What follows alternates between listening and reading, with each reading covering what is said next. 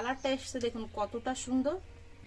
আচার বানানো কিন্তু খুবই সহজ আর খুবই অল্প সময়ের মধ্যে হয়ে যায়। তো আপনারা যে কেউ চেষ্টা করলে এরকম বাড়িতে খুব সহজেই চিনির এরকম কাঁচা আমের আচার বানিয়ে নিতে পারবেন।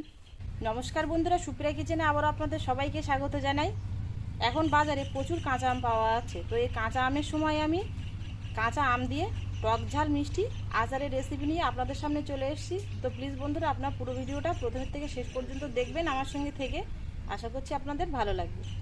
আচার বানানোর জন্য প্রথমেই কাঁচা আমগুলো আগে কেটে নেব ছাল ছাড়িয়ে।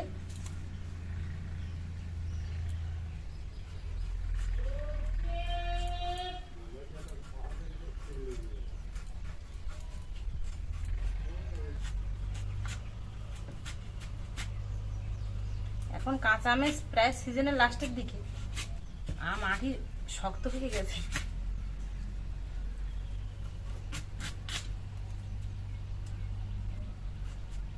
গোল গোল সাইজের একটু ছোট সাইজের আম, তা আমি ঠিক এরকম একটা একটা আম এরকম দু চালা করে নিয়েছি।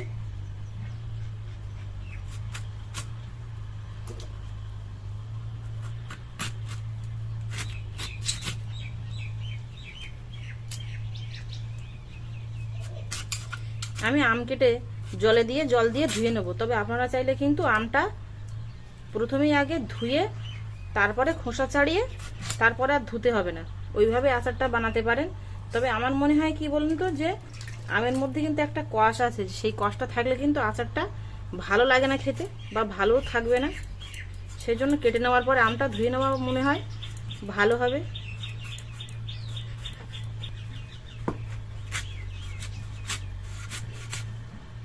আটি শক্ত হয়ে গেছে।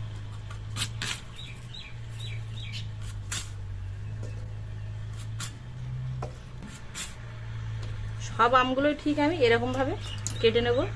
এখানে প্রায় আমি 500 মতো কাঁচা আম নিয়েছি। আমটা কেটে জলে দিয়েছি, দেখুন জলের কালারটা দেখুন কিরকম কষ আর কালো। তাই আম কেটে ধুয়ে নিলেই মনে হয় আচারটা খুব ভালো হবে। ভালো করে জল পাল্টে আমি 2-3 বার ধুয়ে নেব। আমগুলো পরিষ্কার করে ধুয়ে নিয়েছি। এবার আমগুলো আমি এখানে একটা পরিষ্কার কাপড় নিয়েছি, কাপড়ের উপরে রেখে এইভাবে মুছে নিয়ে তারপরে একটা আলাদা পাত্রে রেখে দেবো। একটু চাপ দিয়ে দিয়ে মুছে নেবো, তাহলে আমের ভেতরে জলটা কাপড়ে উঠে যাবে। দেখুন কাপড় পুরো কিন্তু এরকম ভিজে গেল। এবারে আলাদা পাত্রে রেখে দেবো।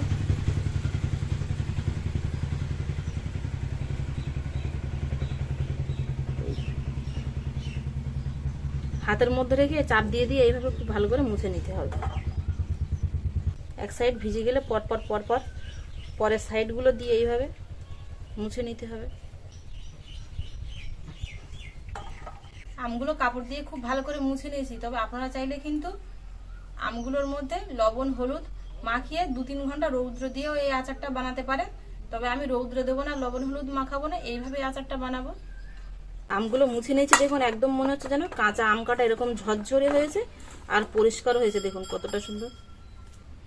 এবার এর মধ্যে 2 টেবিল চামচ ভিনিগারের জল দিয়ে মিশিয়ে রেখে দেবো। তাহলে এই আমের আচারটা কিন্তু অনেক দিন পর্যন্ত ভালো থাকবে।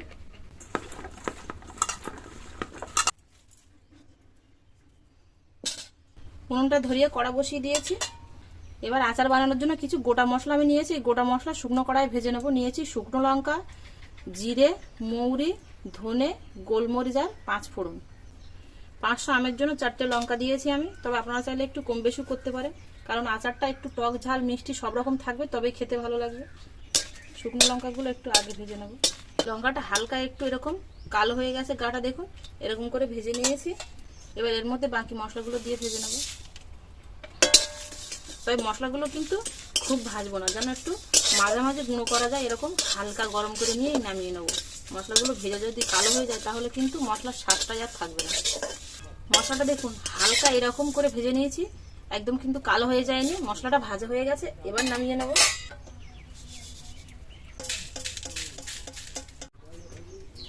উনুনটা আবার ধরিয়ে দিয়ে কড়া বসিয়ে দেবো। এবার আচারটা বানিয়ে নেব।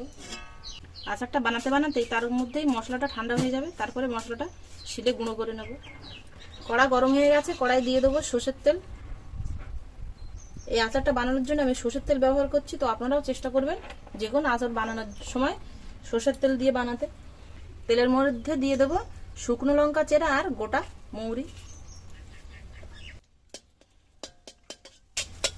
মৌরি আর শুকনো লঙ্কা দিয়ে কিন্তু বেশ 30-40 সেকেন্ড মতো একটু গরম করে নিয়েছি তেলটা। এবার এর মধ্যে দিয়ে দেবো 1.5 চামচ লবণ, 1/2 চামচ হলুদ গুঁড়ো আর 1/2 চামচ লাল লঙ্কার গুঁড়ো একসঙ্গে দিয়ে দেবো।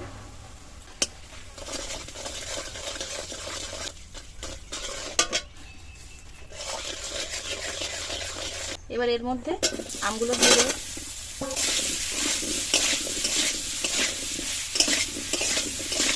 আমগুলো দিয়ে গরম কড়ায় আমগুলো খানিকক্ষণ একটু ভেজে নেব।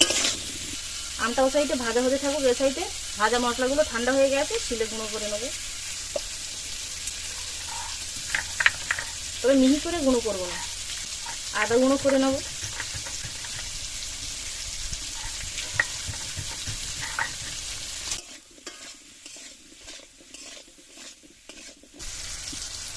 মশলাটা ঠিক এরকম অর্ধেক গুঁড়ো করে নিয়েছি। এবার পাত্রে তুলে নেব।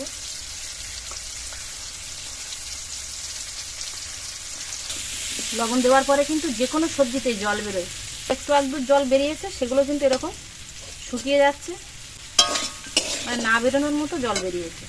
আমটা খানিকক্ষণ ভেজে নিয়েছি, দেখুন কড়ার গায়ে কিন্তু আমটা লেগে নেই, এই যে তেল ছেড়ে দিয়েছে। এবার 500 গ্রাম আমের মধ্যে আমি প্রায় 250 গ্রাম মতো চিনি দিয়ে দেব।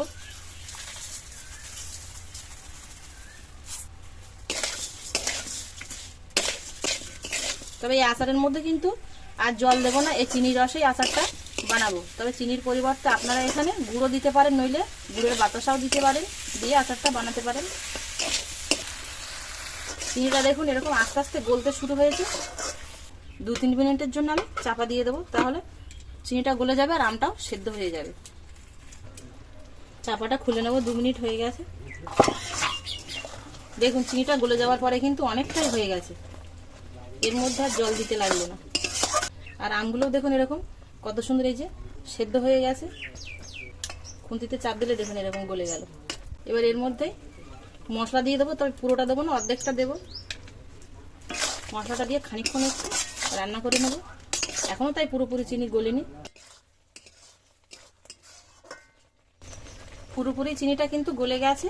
আর দেখুন আচারটা আস্তে আস্তে কিন্তু এরকম ঘন হতে শুরু হয়েছে, আচারটা প্রায় হয়ে গেছে। এবার এর মধ্যে যে বাকি মশলার গুঁড়োটা রেখেছিলাম আমি, সেই মশলার গুঁড়োটা দিয়ে দেবো।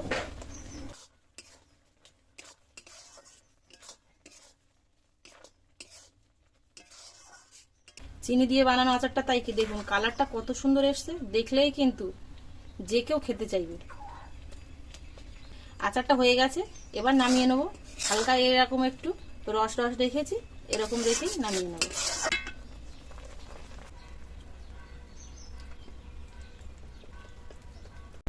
এই আচারটা আপনারা চোখ বন্ধ করে কিন্তু 1 থেকে 2 বছর কাঁচের বয়মের মধ্যে ভরে রেখে দিতে পারবেন।